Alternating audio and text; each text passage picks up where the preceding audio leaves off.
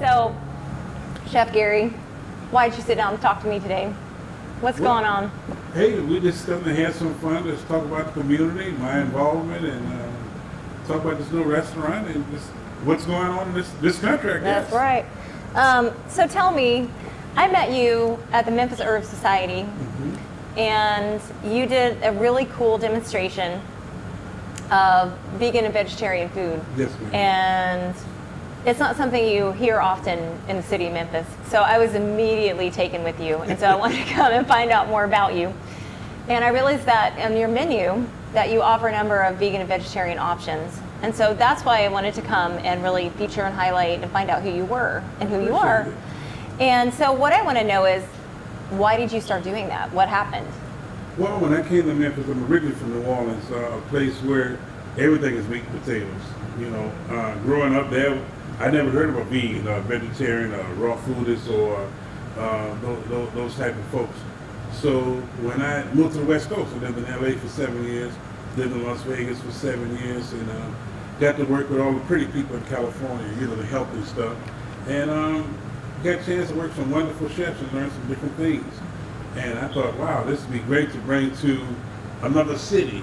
You know, we started living at Memphis, and we came here, man, and we just started having fun with it and kind of put this marriage together of vegan, vegetarian, Creole soul. Nobody was doing that at the time. And it was a match made in heaven, and the rest is history. It's awesome.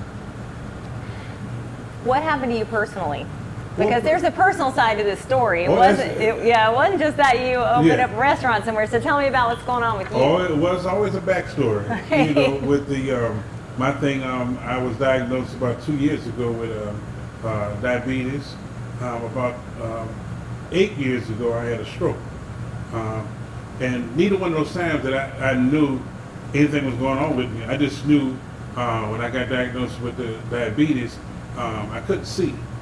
And I was like, what's going on? I was thirsty, kept going to the restroom, and had no idea what was going on. So it went on for about 4 days, and I said, okay, I better go to the hospital to check this thing out.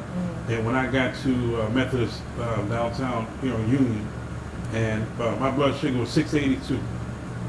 The doctor said, how did you get here? I said, well, one of my employees drove me here. And he said, you know, you can go into a diabetic coma. I'm like, what's that? He said, you can leave here right now. I said, wow, I had no idea. So they put me on insulin, metformin, some different medications and stuff like that. And after 3 months, I changed my diet. I got nervous. I didn't want to die because diabetes don't run in my family. I'm the only one that had it. I said, oh Lord, I got to lose some weight. At that time, I was 309 pounds. Gosh. You know, so could you imagine? I'm 5'6", 309 pounds. Oh. I look like the black Pillsbury Doughboy, the chocolate version. I can laugh about it now, but I was dying. What is going on? Right. And so, I needless to say, I came home and started eating differently, cooked differently, started eating vegetables, and didn't become vegetarian or anything. I just kind of pulled back from the plate, watched my portions, didn't eat late at night, and stopped. Got away from the sugar, the drinks, and all that stuff, and plenty of water, and I lost. Now I'm down to about 260 pounds, and I'm just super blessed. Well, yeah. But of course. that's one of the reasons why I went to that, and also, you know, they say the silent killer is the high blood pressure. Man, stress is the silent killer. Oh yeah. You know, going through a whole lot of stuff and dealing with family issues and personal issues, dealing with restaurants and employees and all that stuff, and trying to be Captain Save Everybody, and almost left here trying to save everybody else. Right. So now it's time to talk about Chef Gary. You had to get yourself straight, right? Yes. Yeah. And that's a really powerful lesson. Everybody needs to know that. If you want to save the world, you got to put on your oxygen mask first. Right. Right? You That's know. exactly right. And so that's part of the reason that you have these options on your menu. Absolutely. Here at Deja Vu. Yes, ma'am. Officially crew of Deja Vu. The crew of Deja Vu. Crew of yes, Deja ma'am. Vu, because it's you and a whole bunch of other really It's cool, nothing without cool the crew. folks. Yes. That's right. Nothing, it's like Louis in New Orleans, the crew of Rex, the crew of Zulu. It's the crew. It's the crew. Yes. I love it. So how do you think has the choices that you've made to put this stuff on your menu, how has that impacted the community? Well, I'm telling you, I'm so impressed with Memphis. I've been here like 16 years now. I had no idea there were so many vegans and vegetarians and people that don't eat pork. You know, not even being Muslim, they just, you know, I guess because of religious stuff or whatever, personal reasons. And I was shocked by that. That it made us, just because of the options that we offer on our menu and the different things that we people could choose from, it made us #1 in Memphis about 7 years ago. We're the top restaurant in Memphis. Wow. In this little hole in the wall. Right. I couldn't believe it. Yeah. Because I didn't know anything about the social media stuff, you know, Yelp, Urban Spoon, and TripAdvisor and all that stuff. And I just knew the clientele was growing. And it just, I mean, skyrocketed. Okay. So, but it's good for the community that you have different options. And people they seek that out. So when you look for the crew of Deja Vu, we're going to pop up. Right. On the websites and all that stuff, and you know, one of the places to go. I think people are hungry for it. There's people everywhere. It's needed. You know, I mean, I live currently in California. My family is here, and I always like to come back. And I specifically looked you up because Appreciate it. everywhere I go, I'm looking for that option so that I can make a better choice. And if I'm doing it, so is everybody else. They're looking for it. They are looking for I'm it. shocked. They say, Chef, you need to go back to New Orleans and open up a vegan restaurant. I'm like, going to New Orleans to open up a restaurant is like bringing sand to the beach. Why would I go do that? You know, so I'm the king of Creole here, so why you go and start something else? Right. Just have fun with what I do here. Right. So tell me, we had a really interesting, candid conversation the other day, and you Yes, were kind of highlighting some of the problems that are still here, because the entire reason that I'm building the website and having these interviews and doing courses and talking to people is to highlight what we can actually do to make things better, because we have a host of problems. So pick one and go. Well, I mean, right now, our current situation with our administration, we don't have to name anything, you know, it's not the blame game, but we have to bring the people back together. We have to bring peace back to our minds. We can't have the double standards. I can't be in the African American community and saying, well, hey man, we need to stop. Why are we killing each other? But as soon as a cop kills an African American, we want to shut everything down.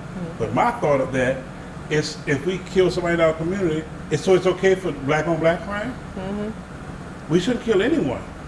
We have to start in our community. So from neighborhood at a time, one table at a time. That's all Gary Williams can do. Because I'm in the community, I give back to the community. So that's where our blessings come from. How many people do you think, by you being the light and you just living the life, how many people do you think follow? How many people you think you reach? Let's say you got 10 people come in this room and Right. you counsel all of them. How many people are going to leave? I'll get 5 of them. 5 of them. I'll get 50% of them. So really what you're saying, and how I agree with you too, because I'm always out there sending out the message, right? Absolutely. Is that the only thing that we can really do to solve the problem is be the light for ourselves and our Absolutely. communities and our local groups. That Absolutely. we have to stay. Why aren't you reaching out with love? Where's all this hate coming from, right? The hate has to go. Absolutely. And sometimes we're going to be the only church a person knows. I can't draw you if I'm throwing vinegar at you, if I'm spitting venom. Right. You know, you got to use honey. You know what I'm saying? Even though I'm mean, and I wouldn't say mean, I'm firm. I'm going to feed you. I'm going to make sure you're good. I'm going to make sure everything around me. Bless people, bless other people. Curse people, curse other people. So you have to be that light. Right. And make sure you have fun. Just love, man, have fun with what you do. It ain't that hard. It ain't hard. Well, I think if we all played more, it'd be a much, much healthier place. Yes. All around. And the guy that I trained with, the doctor I trained with, said we were brought on this earth to play. That is the only reason that we are here. Yes. That work is only a way to get to playing. That's it. And if you're really lucky, you get to play while you work. And that's what I see in you. 100% I of the time. haven't worked in 35 years. I haven't. Right. I've been, from where I come from, Lower Ninth Ward, New Orleans, with my mom raised 6 of us by herself. And what I got from Mom is still with us. Mom is in New Orleans, and I was just with her a couple of weeks ago. But what I got from her is how to hustle, how to make sure things are happening. Before we went to school every morning, we set up a table. My mom was a candy lady. She set up a table, we sold candy and stuff, because we didn't have no money. She was a single mother, you know, and we did suppers, dinners, we made plates to raise money for the church. Everybody around me was poor. Everything I seen was poverty. And I said, when I get out of this situation, I'm never gonna go back to it again. I know what poor is. I want to taste the other side and see how other folks are living. And my experience has afforded me this opportunity to see how the folks are living. When you go, I'm keep it real, we're talking. Yeah. I'm going to everybody's house I went to are white people, rich white people. And I'm cooking, we make sure everything's clean, the staff is there. Then I say, man, these people live good. I said, I want to live like that. So when I moved to Vegas, I bought a home with a swimming pool. When I lived in LA, I hung out with stars, and I cooked for stars, and I just wanted to see how that other side was. And I enjoy that. I don't want to go back to poverty, but I can handle it if something happens.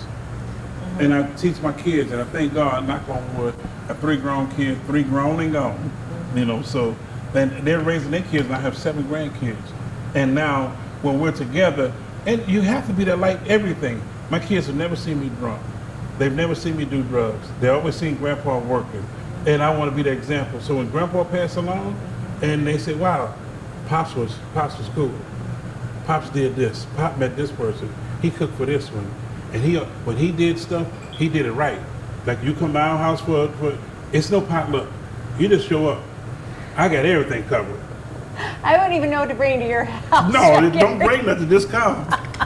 And we're just gonna eat, drink, and have some fun. Right. And that's what it's all about, man. Yeah. All other stuff don't even matter. We don't know how much time we have left here. No. Why are we stressing? You and I got it figured out, don't we? We got to figure. Now, if we just run for office. I don't think we do very well. No. Because I'll fight. Just say something to me, we'll be ready to fight. I know. Next thing you know, I'd be like, Yes. I don't think so.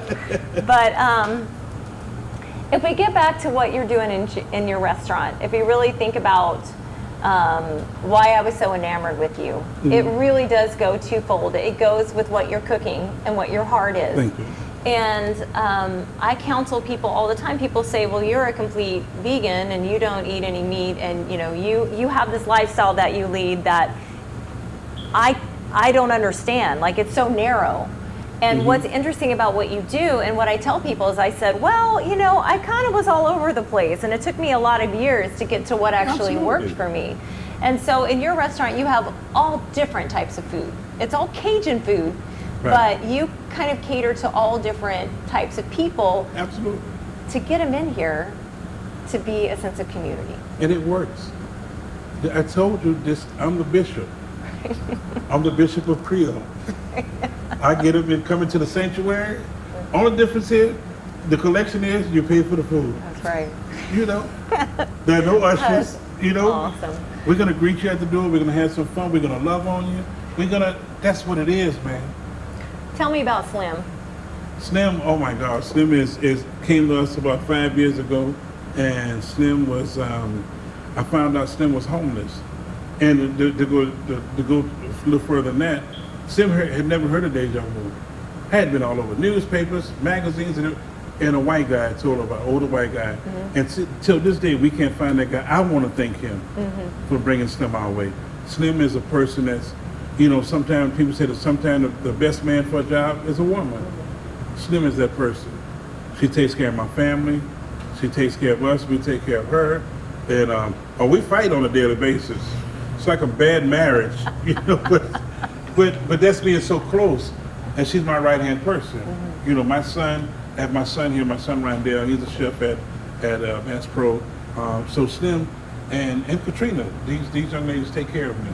Slim is the one who drove me to the hospital when I had the diabetes. My car was in the alley, she just drove me straight there. And so she's been a blessing to us. Was homeless, she's never been homeless again. Not on my watch. We're gonna make sure if we all just have a loaf of bread and a gallon of water, we're gonna share that and say, okay. And you're gonna laugh about it. You're gonna have fun somehow. Absolutely. Because I know there's a bigger plan That's right. I mean, God you're still has it. provided for, right? every day. Right. You know where the blessing comes from? In my giving. I'm a giver. I give to all the charitable organizations. I do stuff. Even when I was going through, nobody knew. It wasn't their business. It was my time to serve God's people. I fed folks. My wife said, "You're going to give away the house. You're going to give away everything. Somebody's going to bless us." Tell us what you've got on your menu that's going to make vegans and vegetarians salivate and line up at the door. What you got? Well, we have a wonderful portobello mushrooms, sun-dried tomatoes, fresh spinach pasta with tomato base, and that's one of the things we do. Pasta primavera, fresh vegetables made with coconut milk, and we put that over ziti pasta or spaghetti, whatever you like. We do quesadillas. So the vegans and vegetarians, they would be very happy here. There's no meat in the red beans rice, no meat in the greens. You just season it, and you won't miss it. Fried plantains. Where do you go to a soul food restaurant and get plantain? That's what I had yesterday. So look, before you get too far gone, you got to tell us about the vegetable plates, because with me being a Southerner, that's what I'm Right. going to seek out. And what we were talking about is you specifically go out of your way to make sure that you don't have the pork products and all that stuff in Absolutely. your vegetable plate. So tell them if they come in and they get the vegetable plate, which is so cheap, it's going to blow your mind. Yeah. It's just a great dish. You get four It's- vegetables. We'll I try know some it. 4 vegetables. We have sweet potato fries. We have the yams. We have okra. We have spinach, the citrus spinach. We have grilled cabbage. All types of stuff. Red beans and rice. So those things are, that's available every day here at the restaurant. That is awesome. And like you said, the price, you can't beat the price. No, you really can't. You come in for a great lunch and have plenty of money to go out and visit Memphis and see all the sites and do anything you want to do. It's an You can see amazing place. Elvis. He's over there on Elvis Country Boulevard. And he's probably having a banana peanut butter sandwich. People ask me, they're like, "You're from Memphis. Did you know Elvis?" I said, "Well, he did die when I was 4, Right. but it didn't matter because I still saw him in the grocery store constantly. Like Right. Elvis is alive and well in Memphis. Oh yeah, no doubt. every day. He's Yeah. Japanese, white, black. I've seen in August. You'll see all types of Elvis. Right? Young Elvis, old Elvis. Oh my God. But in all fairness, your restaurant is always a go-to place for me, and I'm Thank so you. grateful that you sat down to talk to me I'm and humbled. to share your life and your story and all the important things that we need to be talking about today. I appreciate it, and I mean, there's I think over 1,600 restaurants in Memphis, and you could have chose any one of those guys, and you chose Little Bit Crew of Deja Vu, this little bitty chef from New Orleans. I'm There's humbled by nobody that. else to choose, as far as I'm concerned. I'm just saying, Yeah, You- you're you- right. I could have gone anywhere else, but absolutely. there is a message here, and I saw it immediately, and I wanted to come in and check out your food and share your wholesome love, food full of love with my family and Yeah. my community, and then I learned about you. And then it comes out. I mean, the chefs are artists, man, and what we need to get back, the message we need to get to chefs and people that host of things, is start loving on folks again. Go out and meet the folks. How many restaurants you go to, you never meet the chef? Right. You don't even meet the cook. You're a server, your plate's on the table, it's business as usual. You walk in these doors, it's not business as usual. Well, this is not corporate where you have a line of ingredients and you're gonna, Right. use exactly this much because it comes from the truck and everybody Right. gets exactly the same thing. This is your deal, man. This is what I do. I don't know how to manage a store. I'm just throwing a little bit of this and make good food. That's what I want to do. I want to make great food. Right. And I want it to be memorable. Well, memorable it is. So if you're in Memphis, you got to come here.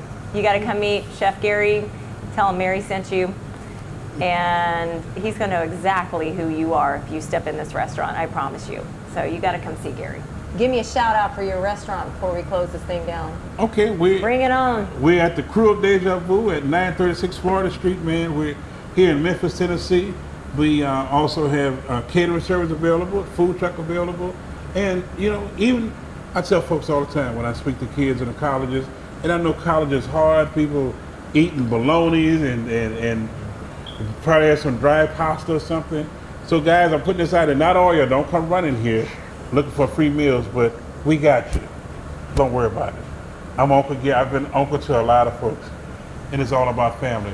They don't see me as, oh, that guy. No, they see me as Chef Gary, an honest man, a hard-working man, a funny man, and a firm man. And that's what it's all about. Just be a man. I sure appreciate it, man. I'm humbled by this. This is amazing. Thank you so much. It's my privilege.